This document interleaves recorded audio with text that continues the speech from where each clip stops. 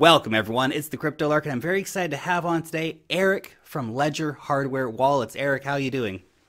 Hi, I'm fine. Thank you for having me. Definitely a pleasure. I've been a fan of your products for a while here. I've got the new Nano X here, and I've got a Nano S sitting here on my desk somewhere. It's currently buried, but it's there. I trust it is.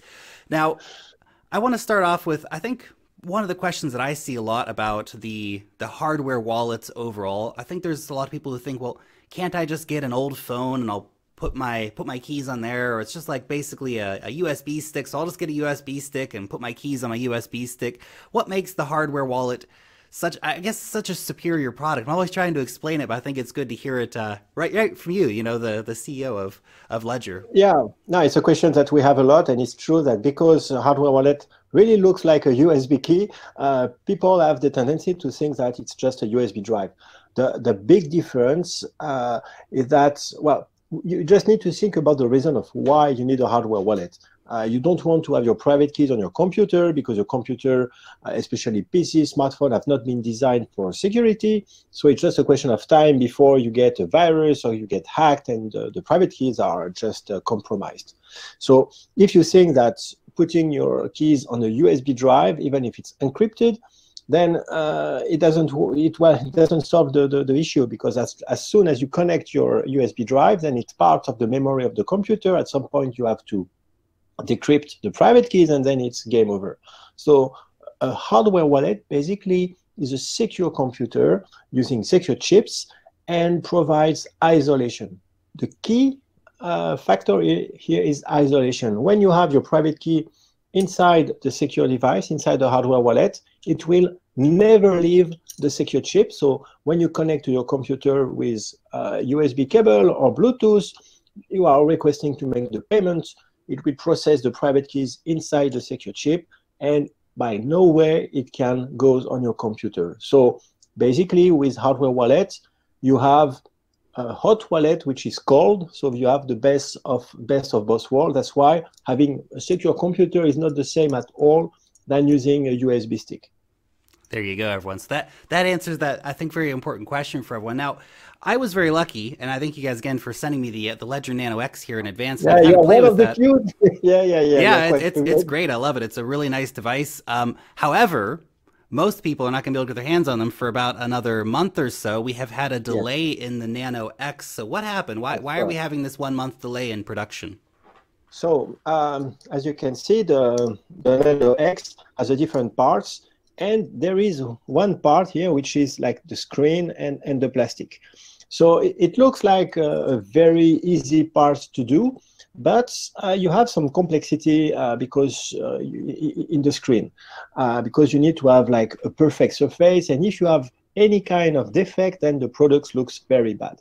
We have been working on this product for more than 1 year, and of course the industrialization, which is going from a prototype to a mass market product, have been on the work for more than 6 months. To build a mold, to build these plastic pieces, it's about a 4 month process, so it's quite long. And what happened is that if the first prototypes and the first batch were good, when we ramped up the industrialization to produce like tens of thousands of units, then the mold had an issue. Basically, Mm. it wasn't done with the right level of hardness into the steel. So it was like quite technical error by the supplier. And the mold started basically to fragment, and all the pieces that went out had huge problems. And since we got delayed and we have this here, this there, then we didn't have any buffer. So we were planning to receive all the plastic pieces the week of the launch, the week where we were supposed to ship the product. Everything was ready in our facilities to start the assembly and start to ship immediately. So it was just in time. And this is why we discovered the quality of the plastic pieces only at the last time. It was not like we had information for a while. Hmm. It was really at the last time. So it was a very bad news for us. And it took us a couple of days to assess the issue and to understand how long it will take. And so basically, it will take 4 weeks more to produce the units. So hopefully, and it's not yet a confirmation because we are waiting to do the repair on the mold and some changes, and so we will know more or less in 10 to 12 days if everything worked. Then if everything worked, we will be able to start shipping the units end of April, early May, and so we will ship as a first order, first served. And then everyone who has ordered the Genesis edition, like the first batches, they will get the Nano X in early May. And if you order now, probably you will receive it end of May because it will take us some time to produce everything and ship all the queue. So that's what happened. Hardware is hard, and yeah, we got an issue at the last mile. Well, and I'm actually quite happy to hear that explanation because making things is hard. You have all these different pieces, literally, that in this situation they need to come together. And this was, it's largely cosmetic. It's not like there was some problem with the microchip and, something like that. It's just being fixed. It's quite ironic. Yeah, that for such a complex device with security at the end, the issue is with a piece of plastic. But for Ledger, quality of the product, even the cosmetic quality of the product is paramount. So there was no way that we could send the pieces that we had, the scratches and everything. So that's why we had to take the very difficult decision to delay 4 weeks. That's okay. Well, when it does come, it's worth the wait. I'm very jealous that of myself that I've got one of these to start off with here. But what are the main improvements of the Nano X over the Nano S? Obviously, the Nano S has been an industry standard in terms of hardware wallets for quite some time, but the Nano X is an improvement on that. So what are the key features that someone can look to with the Nano X over the Nano S? The Nano S has been sold to 1.5 million units, so wow. It has been extremely popular. And so there are basically two things that have been asked as a major improvements, which led to the Nano X. The biggest difference is that the Nano X has the Bluetooth. You can use your device on the go everywhere with your mobile phone, with your Android phone, your iPhone. And so that's one of the key features of the Nano X. Right now, if you want to use your Nano S, you need to take your laptop with you. You have to set it up, to connect. So it's quite clunky. It's good if you're a trader, you do that at home. But if you are you travel, you're on the go, you want just to use your crypto, not just hodl, then you need to have the possibility to do that securely on the go. So that's the biggest improvement of the Nano X. And why Bluetooth? Because the only way, so first, because it's practical. I mean, the cable is quite clunky, because with the Nano S, now you can use it with an Android phone, as well with the OTG cable, but Bluetooth is still much easier to use. And also, if you want to use an Apple phone, iPhone, the only way to connect is through Bluetooth. The second major improvement is memory capacity. If you own a Nano S, you know that it's a pain to remove, install. The space available for apps is only about 120 kilobytes on the secure chip, because the secure chip that we are using in the Nano S has a very small footprint of memory. That's how secure chips are made, at least for the ancient generation. And with the Nano X, we have more than 2 megabytes, so it's much more space, and so we can have up to 100 apps. On the Nano S, it's a pain to uninstall, reinstall. We have had also some difficulties to maintain the space on the Nano S. We'll come back on that later. But really, with the Nano X, it will be much more easier to manage your apps. And finally, there are more some cosmetic, let's say, improvements. The screen is bigger. You have twice the number of pixels. We have moved the buttons on the front. We have improved the user experience. If you want to go to the settings, you double press with the two buttons. So let's say that the overall experience of using the Ledger device is much better. Nice, yeah. Those little simple things make a big difference. I like the new buttons, for example. You know, not that there was a big problem with the old buttons, but now that I've been shown the new option, I like the new option much more. Now, I want to ask you this question because I was thinking about this, and some people have actually brought this up in my comment section about the Samsung key stores. So we have the Samsung S10 that's just shipped, 40 million phones this year or whatever, and they're, of course, bringing in this private key storage in their phone natively. So does this worry you as, I guess, business competition? Do you see the Samsung Key Store and the Samsung S10 as a potential big competitor to the Ledger hardware wallet? So the biggest difficulty of, from a business perspective, the biggest difficulty of the hardware wallet is that you need to buy the hardware wallet. It works maybe for the first 10 million users who say, okay, I really want to invest myself into crypto. I want to take the time. I'm going to review options to buy a hardware wallet, order it, wait for it, etc. But for 100 million people, I'm not sure. And for 1 billion people, I'm sure it will not be the case.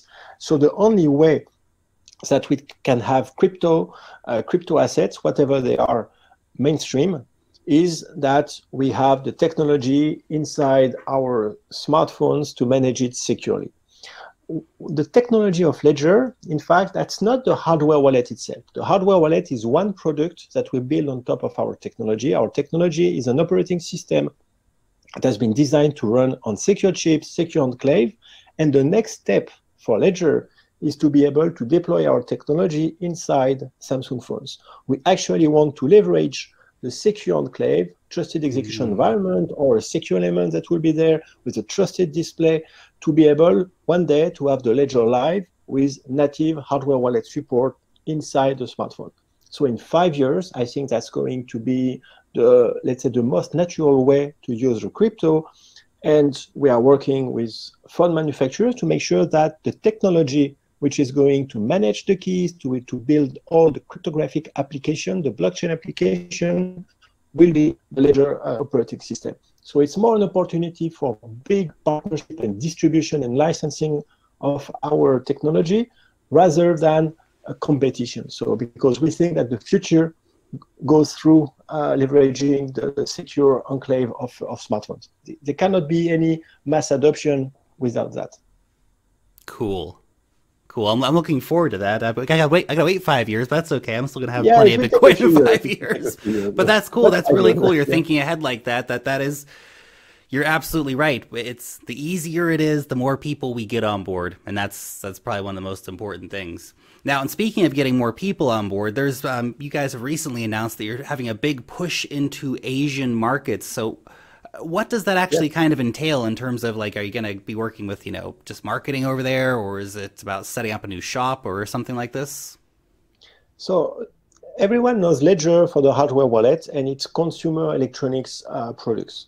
So most of our customers are like individuals. But we also have developed technology for financial institutions. Because financial institutions like hedge funds, investment banks, and others, they also want to manage crypto assets. They want to have positions on that. They want to have a back office which is equipped with the technology to manage the crypto assets. And so Ledger, with its technology, has developed solutions for financial institutions. One product is the Ledger Vault, which basically is a custodian solution for this institution to be able to manage all the accounts with multi-signature, rules, governance, etc. So it's a big SaaS product. And so to sell it, we need to be closer to our customers. That's why we have opened new offices in New York and in Hong Kong, because we think that APAC, the Asian region, is a very big strategic region for us.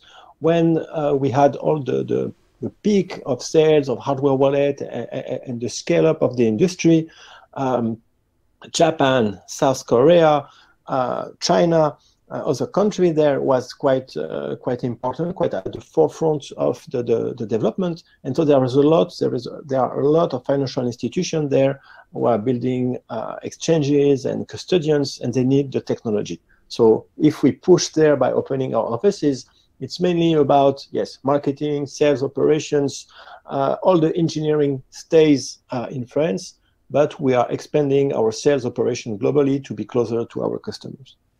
Very cool.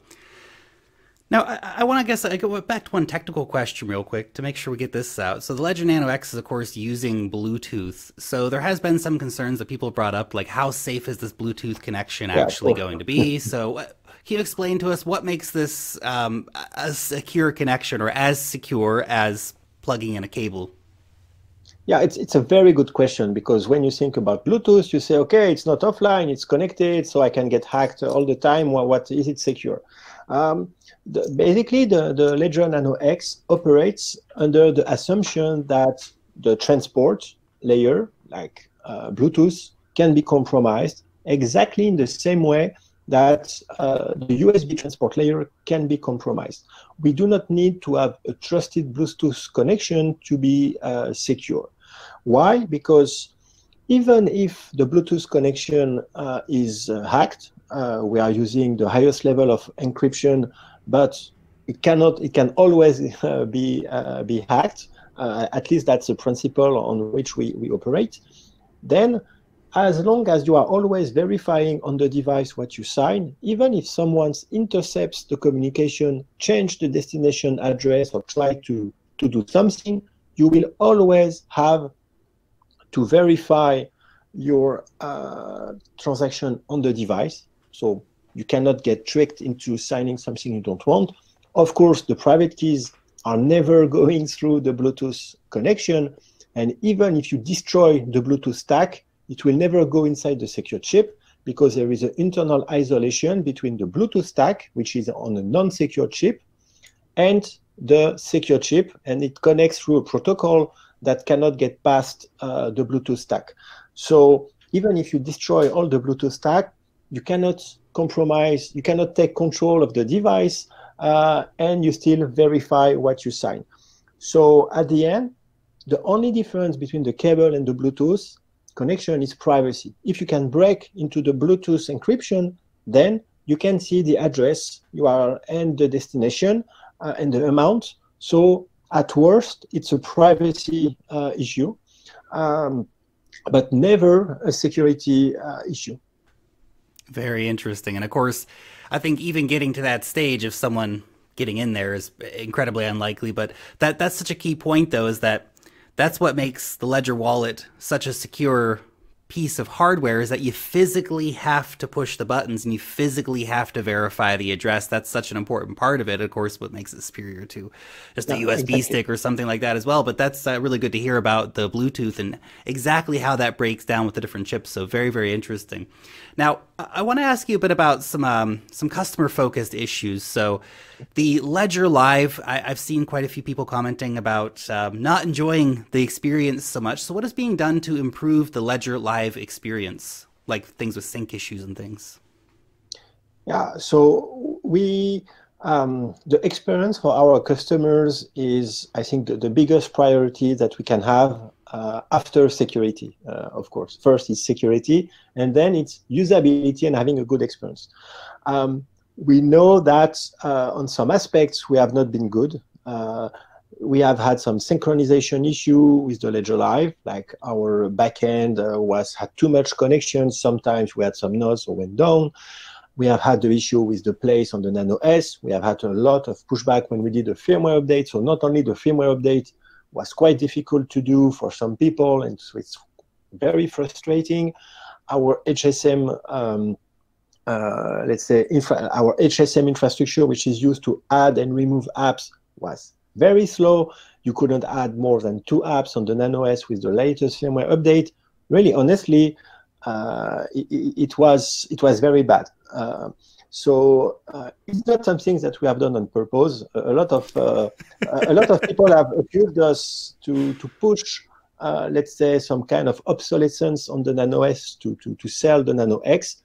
Well, I understand why people can think that, but really that was not at all the objective. And so, what have we done, and what are we doing to get to a better experience? So First, we have worked a lot to improve the firmware update, and I hope that it's going to be seen on the next firmware update. It will be, for some people, it's a breeze, it works well, but sometimes when you have like a little issue there with your USB driver on Windows, sometimes it can be a nightmare. So we have been working a lot to let's say, have a much smoother experience, so I hope it will be better. We have worked a lot on our HSM infrastructure to make sure that when you want to do a genuine check, when you want to install an app, remove an app, it is much faster. We have worked on the reliability of our nodes to have more control, more servers, so at least it's better. I know we still have a lot of work to do, but we are coming there. And we are going to, I think next week, to publish a new version of the Ethereum app, which is much smaller, and so which will let more space for other apps. And finally, there is a big, let's say, work on the Ledger Live itself to add more feature, to propose, to always improve the experience, and also ultimately to be able to manage directly the installation and removal of apps on the device. It's called streaming, which means that you will not have to think about the apps you have on your device. You can just say, okay, I want to make Ethereum transaction and a litecoin transaction with the Live, and then it will automatically remove and install an app if you do not have it. So you will not have to think about that anymore. So of course that works if you use the Ledger Live. If you use one of the 50 wallets that are compatible with our devices, then you will still have to make sure that you install and remove apps before. But I think that we are going in the right direction, and with the Nano X anyway, with the capacity of having much more apps, it will be much better. Very, very cool. Now, the last question I have here for you today is something quite exciting, I know, for all Cardano fans out there, as we finally got the Cardano to integrate it into Ledger, and of course, so now the ADA cryptocurrency is integrated and supported on the Ledger.